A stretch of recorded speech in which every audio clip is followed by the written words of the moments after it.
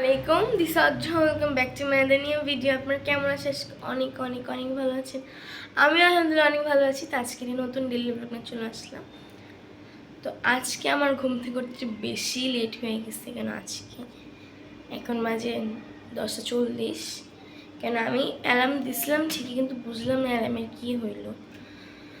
তো থাক, তো এখন ঘুম থেকে উঠে বসছি। হইলে 2 ঘন্টা হলেও পড়তে বসতে হবে, সকালে পড়লে ব্রেনে ঢুকবে এই কারণে। তো চলো পড়ি। আর একটা কথা সেটা পরে বলে যাবো, তাকে পড়া শেষ করে আমি ব্লগটা আবার কন্টিনিউ করবো। হ্যাঁ, প্রথমে যে বললাম না, আরেকটা কথা, ওই কথাটা হচ্ছে তোমরা পড়া কীভাবে মুখস্থ করো একটু বলবা? আমি তো যখন 5টা লাইন থাকে তখন আগে একটা লাইন পড়ি, পড়ার পর ওটা হয়ে গেলে দেখে দেখে লিখি। সেকেন্ড লাইন পড়ি, সেকেন্ড লাইনের সাথে ফার্স্ট লাইন মিলিয়ে পড়ে দেখে দেখে লিখি।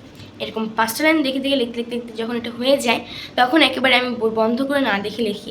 যখন দেখি যে তাও বানান ভুল যাচ্ছে, যে বানানটা ভুল যাবে ওই বানানটা আমি বারবার লিখি। তোমরা কীভাবে মুখস্থ করে পড়া আমাকে নিশ্চয়ই কমেন্ট করে জানাবা। আর আমাদের পড়া ব্রেনে ঢোকার 2টা টাইম, এই 2 টাইমে যদি আমরা মন দিয়ে মনোযোগ দিয়ে পড়তে পারি তাহলে পড়া এমনভাবে ব্রেনে ঢুকবে যেটার কোনো সময় বের হবে না। সেটা হচ্ছে 1 নাম্বার, মানে ফার্স্ট ওয়ান, ভোরবেলা পড়া, মানে 5টা থেকে টানা পড়া। 5টা থেকে 10টা পর্যন্ত 9টা পর্যন্ত পড়লেই কিন্তু এই টাইমটা পড়লে ব্রেনে খুব সুন্দর ঢোকে পড়া আমাদের। আরেকটা টাইম, সেকেন্ড টাইম, সেটা হচ্ছে রাত্রে পড়া, মানে 12টার পর থেকে পড়া। 12টার পর থেকে ভোর 5টা পর্যন্ত পড়লে ওই পড়াটা খুব ইজিলি ব্রেনে ঢোকে। আমার পক্ষে সম্ভব হয় না রাত্রে জেগে পড়া, মানে আমি ঘুমের জন্য অনেক পাগল। আমি ঘুমাতে অনেক পছন্দ করি। আমি পারলে সারাদিন ঘুমাতে পারি, 24 আওয়ার্স। এইটা আমি পড়লে ভোরবেলায় পড়ি, 5টা থেকে একেবারে 9টা 10টা 11টা পর্যন্ত পড়ি। তো তোমাদের বলে দিলাম, তোমাদের এই 2 টাইমে পড়ো তাহলে তোমাদের ইজিলি ব্রেনে খুব তাড়াতাড়ি পড়া ঢুকবে। আর এটা উল্টা, যেমন আমি ভোরবেলা পড়ি, আমার আপু রাত জেগে পড়ে, এরকম এরকম হয়। মানে ও রাত জেগে জেগে পড়বে আর আমি ভোরবেলা পড়বো। মানে আমার আবার ও রাত্রে পড়ে আবার 5টা থেকে ঘুমাবে 12টা পর্যন্ত, কিন্তু আমি এরকম না। আমি রাত তাড়াতাড়ি ঘুমায় পড়ি, ঘুম পড়ে আমি একেবারে 5টার দিকে উঠে পড়তে বসে পড়ি। এইটা বেশি ভালো, কিন্তু 2 টাইমে পড়লেই পড়া খুব তাড়াতাড়ি ইজিলি মাথায় ঢুকে। তা তোমরা কীভাবে পড়ো নিশ্চয়ই কমেন্ট করে জানবা। তো গাইস, আমার পড়াটা সব শেষ। ইংলিশ স্যার পড়া ছিল কিছু, ওগুলো পড়ে ফেলছি। তো এখন বাজে 11:30, আমার ঘুমাচ্ছে যাবার 11:30 বাজে। তো এখন সবাই নাস্তা করে ফেলছে, বাসায় গেলে আমি একাই নাস্তা করিনি। তো এখন নাস্তা করে ফেলি, নাস্তায় হচ্ছে পরোটা আর ডিম। তো নাস্তা করি, নাস্তা শেষ আমি ব্লগটা কন্টিনিউ করা যায়। আমি পরোটা শেষ করে ব্রেকফাস্ট করার পর নাস্তা আস্তে খাওয়ার পর টিভি দেখি, তারপর সামনেতে চলে যাই। আসার পর আমি যখন গোসল করি তখনই দেখি অনেক বৃষ্টি হচ্ছে। আরে প্রচুর বৃষ্টি হয়েছে আজকে, এখনও হচ্ছে কিন্তু ওরকম হচ্ছে না, হালকা হালকা পড়তেছে বৃষ্টি। তো এখন অসরের আজান দিয়ে দিয়েছে। আমি গোসল করে এসে খাওয়া দাওয়া করে না আমি পড়তে বসছিলাম, বড়টা শেষ করে উঠলাম মাত্র। তার মাঝখানে আবার একটা জিনিস বানাইছি, সে দেখবা।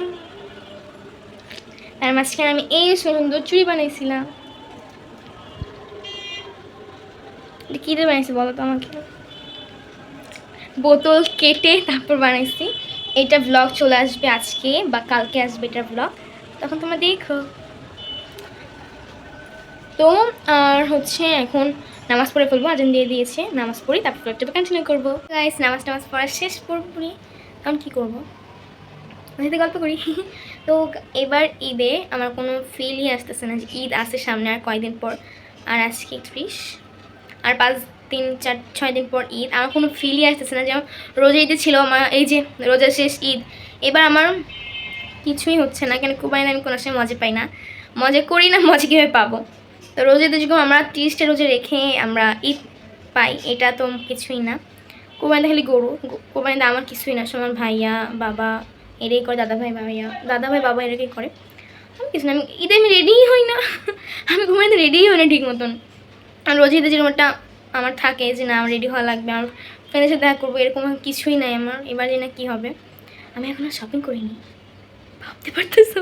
আমি এখনও শপিং করিনি, আর করে ফেলবো কালকের মধ্যে করে ফেলবো। বৃষ্টি, বের হতেই তো পারি না। কালকে মানে বলছে আজকে বের হবে বিকালের দিক, কিন্তু এই যে বৃষ্টি, তাই বের হতে পারলাম না। আর বৃষ্টির মধ্যে আমার কাল পানির মধ্যে যাইতেও ইচ্ছা করে না, আমার কেন ভালোই লাগে না কোনো জায়গা যেতে। বৃষ্টির মধ্যে আমার একটু ভালো লাগে না, বৃষ্টি পছন্দ একবার হয়ে শেষ, প্রতিদিন এরকম টানা হয়ে থাকলে আমার কাছে ভালো লাগে না, জানি না কেন, তোমাদের কাছে কারো ভালো লাগে না নিশ্চয়ই কমেন্ট করে জানাবা। আরটা ঈদে কেউ সালামি দেয় না কেন কোরবানিতে, এইটাই এখন যেটা বলতেছিলাম, এই কোরবানিতে কেউ সালামি দেয় না, এটা হচ্ছে সব থেকে বাজে একটা ব্যাপার। আমি আমার মামুনি দাদা ভাই বাবাকে বলতেছি ঈদের সালামি কত দিবা সালামি, মুখে বলে দেয় কোরবানিতে কোনো সালামি নাই, কোরবানিতে কোনো মার্কেট নাই। আমি বলি কে বলছে এগুলো, কে নিয়ম বানাইছে যে কোরবানি কোনো সালাম দেওয়া যাবে না, কোরবানিতে কোনো মার্কেট করা যাবে না? হ্যাঁ বলে হ্যাঁ আসলে গাইস কোরবানিতে মার্কেট করা বাদ দাও, কিন্তু সালামি কেউ দেয় না।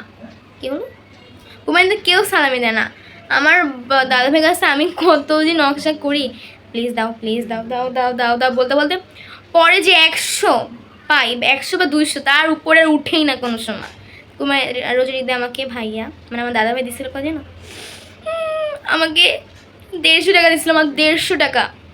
আর আমাকে মামনি দিছিল 1000, বাবা দিছিল 1000, খালামনি তো সবই দিছে। এবার অনেক আমার এবার রোজিদের সালামি উঠছিল হচ্ছে 23,000, সরি হ্যাঁ 23,420, 23,420 আমার সালামি উঠছিল, মানে আমার অনেক সালামি উঠছিল অনেক। তো ওই সালামি দিয়ে ভাবছি কিছু করতে করতে করাই হবে না, লাস্টে 23,420 টাকা উঠছিল আমার সালামি। এবার ঈদে কোনো সালামিই পাবো না, বুঝে গেছি আমি কোনো, এবার ঈদে আমার ফ্রেন্ডের সাথে দেখা করতে পারবো না, কেননা কুরবানিতে প্রত্যেকবার বৃষ্টি হয়, এই বৃষ্টির কারণে আর হয় না দেখা করা। এই এখন দেখি এখানে আমি কী করবো, ফোন টিপবো আর কী করবো। তো ঠিক করে ব্লগটা কন্টিনিউ করবো।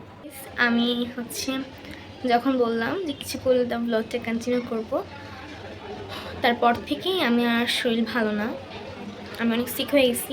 তারপর আমি ঘুমাই গেছিলাম, 1 ঘন্টা ঘুমানোর পর আমার স্যার আসছে, খুব মানে তাড়াতাড়ি উঠে আমি পড়তে বসছি, ভালো করে আসে পড়তে পারিনি আমি ঠিক করে, আমার শরীর খুবই খারাপ, আমার প্রচুর জ্বর আসছে, 102 জ্বর উঠছে। আর হঠাৎ এই 2 দিন, 1 দিন বা 2 দিন হয়েছে ফেসে দেখতেছে অনেক গোটা উঠছে, দেখাচ্ছি তোমাদের এরকম গোটা, আবার চুলের এখানে একটা গোটা উঠছে, এরকম অনেক গোটা উঠছে। তো আমাকে আমার মামনি বলছে যে এগুলো আই থিঙ্ক হাম হবে, হাম ছাড়া এগুলো কিছু না। তো এই শুনে খুব ভয় লাগতেছে, এটা আমার ফার্স্ট টাইম আই থিঙ্ক হাম উঠতেছে। আমি বলছি হামে কি শরীর ব্যথা করে বা কিছু করে, বলছি হ্যাঁ, বলছি আমার ঈদ মাটি হয়ে যাবে নাকি, আমি কী করে কথা বলতে পারতেছি, আমার খুব খারাপ লাগতেছে। আর জ্বর হলে আমার কেবল অনেক জ্বর গায়ে।